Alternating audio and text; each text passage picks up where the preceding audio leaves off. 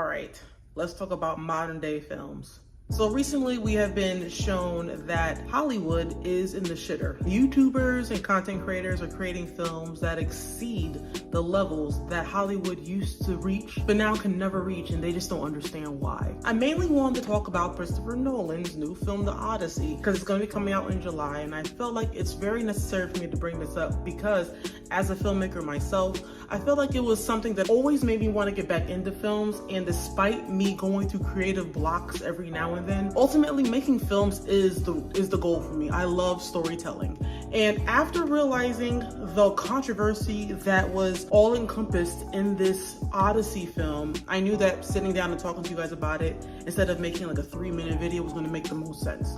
So let's start from the beginning. I have written like 7 different short films. One film was supposed to be turned into a feature, and that's the story that I'm working on now. And as far as the script and everything, storytelling itself is fun. Creating films is difficult, but it is enjoyable and satisfying when it's all said and done. But if it's your first time, it's always going to be hard. You're always going to wish that you had done things better, even though art is all about making mistakes and learning from them. Leading up to the film that I eventually wanted to turn into a feature, I've been working really hard, finessing the story, and not necessarily finessing it to where I'm looking for it to be perfect. There's just so many things that you have to consider when you're writing a story that you're turning into a feature-length film, aka an hour 30-minute, hour 40-minute long. In doing that, I've been definitely more engrossed in watching films, even though nowadays it's kind of hard for me to watch films because films today are shitty. But there are 2 films that have come out recently that have made such a big impact on the film world because they're coming from indie artists. Iron Lung Obsession, made by YouTubers. The amount of money that they spent on it compared to the amount of money that they made on it, Hollywood nowadays could never. And so let's talk about Christopher Nolan. I like Christopher Nolan. I like his films. I want to say that the one film I didn't enjoy was Tenet, but I think sometimes when you fly too close to the sun because you think you're very clever, sometimes you burn yourself. In watching that film, whether I watched it 3 or 4 times, forwards and backwards, the film is just not for me. I'm not that smart. I let that one go, but I do enjoy Christopher Nolan as a whole when it comes to his films. And so when this controversy started, I was hoping that it was fake. I was hoping that it was all made up. We were just trying to get some controversy brewing so people could be more intrigued to watch this film. And then things started to become way more clearer. I was not familiar with the 1956 movie. I'm definitely familiar with the 2004 movie. And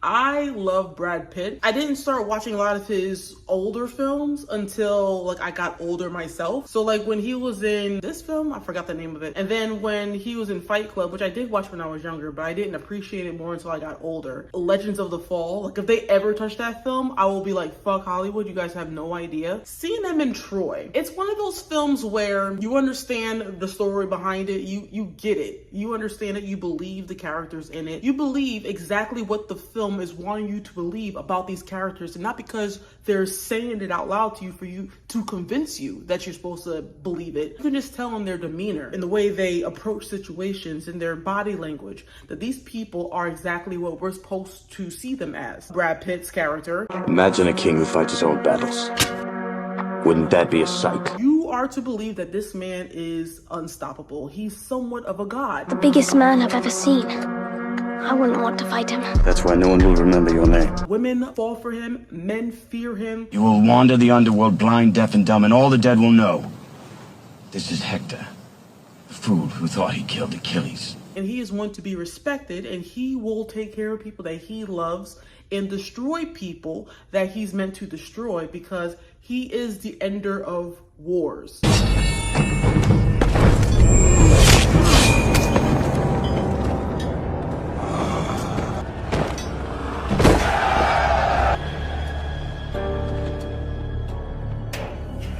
Is there no one else? You call on him because you need this war to end, and he will end it swiftly. The man is gorgeous. Now, I had a few friends, not a lot, but a couple of friends that did not like Troy for whatever reason. Maybe it was because of Brad Pitt. They personally didn't like Brad Pitt. I don't personally like any actor. I don't know these people personally, but from how I view them in films, and nowadays because of social media, how I view them in interviews, it does play a role on how I do view these people. And Brad Pitt so far, as of right now, has been one that I enjoyed watching. I even like them in Oceans. Like I said, there's a lot of films that I've seen Brad Pitt in, but seeing him in, let's say, like I said, Legends of the Fall and Troy, definitely made me view him in a very different light, because he tends to be very comical when it comes to his films. He's really good at the comedic timing, like in Mr. and Mrs. Smith. Seeing him in Legends of the Fall, which is in no way, shape, or form a comedy, or in Troy, which is again not a comedy, you're seeing him play a different type of character that's believable. Not everybody can just shift. First off, there's not a lot of men that can do long hair, blonde on top of that, and then go from that to short hair, buzz cuts, but he does it phenomenally. And you believe exactly what this character is all about. I initially saw that this was a reality and not like a comedy sketch from Asmongold. Even watching his video, I was like, there's no way this is not real. There's no way it could be real, because there's no way we live in this reality. It was real. They're actually taking this very seriously. This is coming from a person that's never read the book The Odyssey, so I don't really know. But I watched Troy, and I guess in this story, the whole concept and the whole story of Achilles and Helen of Troy and the Trojan horse, it's all in that. Understanding that story to a certain degree, as opposed to the actual film and story The Odyssey, I have an opinion. And as the viewer, we should all have an opinion. And the idea that people are like, well, if you don't think you're gonna like the film, then don't watch it. But this is the thing. This is why I have a problem with that. You have people that are shelling out millions upon millions of dollars to make shit films that someone is eventually going to watch, but others are not going to watch. But then you have indie artists out here that are writing really unique stories. In the grand scheme of things, in the year of our Lord 2026, there is no such thing as an original story. We can all come to that understanding. Like, we all get that. What makes a story unique is the characters that you make. When you watch these films and new stories that are coming up from indie artists, low budget filmmaking, short films, you can appreciate it to a certain degree that someone spent their hard-earned money to sit down and write a story independently, cast, film, edit, and showcase this film to people, to let people know, I'm around, I'm here, I create unique stories, fuck Hollywood. So let's get back to this Odyssey story turned film that Christopher Nolan decided to do, that he thought it would be a smart idea to cast certain people in it, and no one in reality is buying. I'm gonna show you some pictures. So we have a picture of Achilles from 1956 and Achilles from 2004. Now, we can all look, generally speaking, conventionally attractive men are on the screen. You can be a person that doesn't find white men with blonde hair attractive, and you can find them to be absolutely gorgeous. I'm looking on the screen and I can see that these two men are conventionally attractive. I can understand it. I get it. I was in the position where I see these men and they're fighting around me and then they save me. I can see myself getting wet in the loins. My eyes are letting me understand that these men are hot as fuck. They're masculine, they're muscular, they just have a look about them that they can do damage if need be and love when necessary. And I'm gonna continue on with the picture. So the third picture is the reality of what Hollywood is trying to convince us of. And I said, fuck all that. Because what you see is a person that now identifies as a man, but used to be in Juno, that used to be in Inception, that used to be in a film called Hard Candy. Yeah, that woman. And they're trying to play this game where they don't want to insult anybody, so they still refer to her as a him or a he. And I'm like, no, that's a her, that's a she. That's the most feminine woman pretending to be masculine that I've ever seen. And you're trying to convince me that that woman is going to play Achilles. Y'all got me all the way. As a matter of fact, this was so funny. In fact, when the news was revealed to people, AI videos that came out from this, I have to put it in here because people went all out when they realized that this was the reality that Christopher Nolan was trying to convince us of. King Xerxes offers his respect, ma'am. All he asks is that Sparta kneels a simple bow and your people will be spared. Don't call me ma'am. My apologies, miss. Xerxes is generous. He only wants your loyalty. Surely even a delicate thing like yourself can understand that.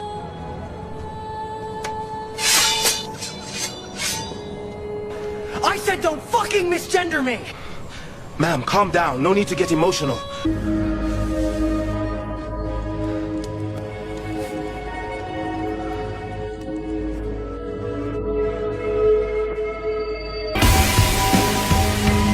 I don't know about you guys. I find it funny and impressive that people jumped on this as quickly as possible, because what do you mean you're gonna have Elliot Page play Achilles, the man that people feared? Christopher Nolan, you really have to help me understand something here. I thought we were done with the woke stuff. Didn't the woke stuff go away with Obama and Biden? Didn't we toss all that in the trash?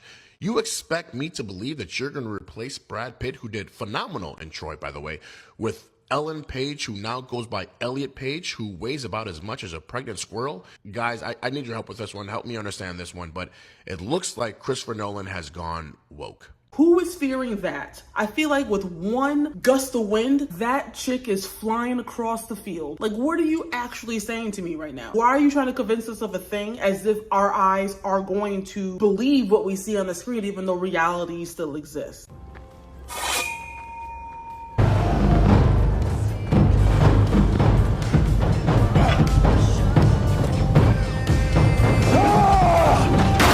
All right, so we're enough about Ellen Page, because that's bullshit. So let's talk about Helen of Troy, a woman that caused a war. When you hear someone say that, what comes to mind when you think of the beauty of the woman? Now, I'm talking, take reality. People here, we have common sense, so it's easy for us to view the world in the reality that we live in, not the reality that Hollywood wants us to believe. So I have a picture of the 1956 Helen of Troy. Then I have a picture of the 2004 Helen of Troy. Now, despite what people may think, even if you don't think that white women with blonde hair and blue eyes are attractive, you have to think in the view of a man. As a man, let's think. If you see these women and they're the most feminine, the most attractive, the most loving, the most thought, whatever it is that men would find super attractive, they would just soup them up and marry them and go to war for. Do you think these women would fit that criteria? In my mind, yes. I saw the 2004 Troy.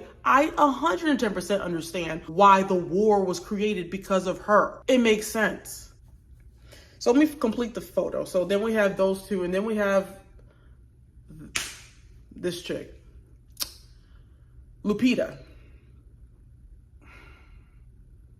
Hey, listen, I'm not saying that she's not attractive. I'm not saying that they definitely chose the worst photo to put in this lineup because she's actually an attractive woman, but we have to live in reality. Right now, we're all living in reality. In the reality of the situation, Helen of Troy would be a white woman with blonde hair. That's just the environment in the part of the world where that is happening. Where the fuck did that come from? I'm sure someone's gonna start a war for her. Maybe not across countries, maybe not through ships, but someone could start a war for her, maybe. Despite her being an attractive woman outside of this film, we can't escape the fact that they try to convince us of Elliot Page being someone that is adequate enough to play Achilles. And they try to use Lupita as someone that's adequate to play Helen of Troy. And I say absolutely not. I feel like when you live in reality, and this is something that I realized too for myself, I feel like when you've lived with your third eye open, not like Illuminati bullshit. Like, I believe in God. I do pray. I do have a baseline Christian value system. While I'm very conservative in the way I operate, in the way I think, reality still stands. Looking at this whole idea and realizing that this was definitely not a joke, this was all 100% real. Christopher Nolan was definitely trying to play in our faces. I had to stop and think. The reality is, between these three women, what are men going to genuinely get more attracted to? It's the reality. If you're pulling up Helen of Troy from 1956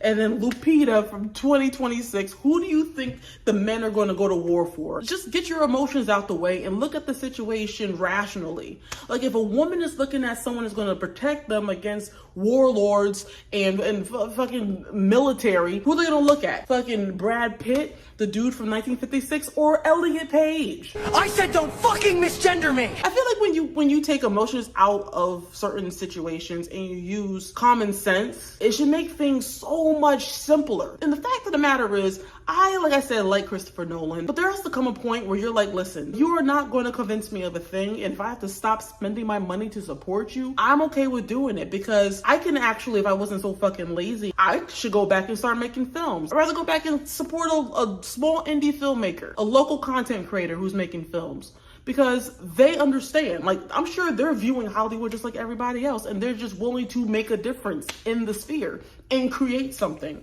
And so far, things have been great. Now, granted, me personally, I'm not a person on horror, but I do enjoy a good story if it's told really well. With that being said, who plans on watching The Odyssey when it comes out in July? I mean, it's just crazy because despite how terrible a film is, people will still watch it, and that's the worst part of it all. It's like people complain about prices of houses, the gas, and all that. Some things you still have to pay for because you still have to survive, but there's certain things you don't have to pay for. So if you say, hey, that film is shitty, don't try to play in my face, I'm not watching it. Best thing you could do is keep your money in your pocket, because people make more money from box office purchases when you buy tickets to go to the theaters than they do on streaming services. In the year of our Lord 2026, I have saved my money not going to the theaters and just watched films at home. The experience is not the same like it used to be 10, 15, 20 years ago. Who knows? It may never change. I will be comfy on the couch, drinking wine and watching a film that may or may not be good. With that being said, guys, hope you guys enjoyed this video. If you guys did, don't forget to like, subscribe, and hit that bell so you're always notified about the new videos that I have coming out. I really wanted to get this video out because we are in June and this film is definitely coming out next month. And so I really wanted to tackle this. I don't know why Hollywood keeps doing this bullshit. The moment that we all stop and realize, hey, we're not tolerating this anymore, y'all better come correct, or just, I have no problem watching Hollywood burn. While they're over here trying to figure out why people are watching their films while they're making shitty scripts, people are out here creating unique stories that do not depend on Hollywood to fund in any way. So I love it. Also, let me know in the comments below what your favorite Christopher Nolan film is. If you read the book The Odyssey, and if you did read the book, do you plan on watching the film because you read the book? I get it. If you do plan on watching it because maybe you're a diehard Christopher Nolan fan, it is what it is, and I totally respect it. At the end of the day, let me know in the comments below, because I'll be very intrigued to read what you guys think. I love you all, and I hope to have you all come back for the daily shorts and every now and then longer form video.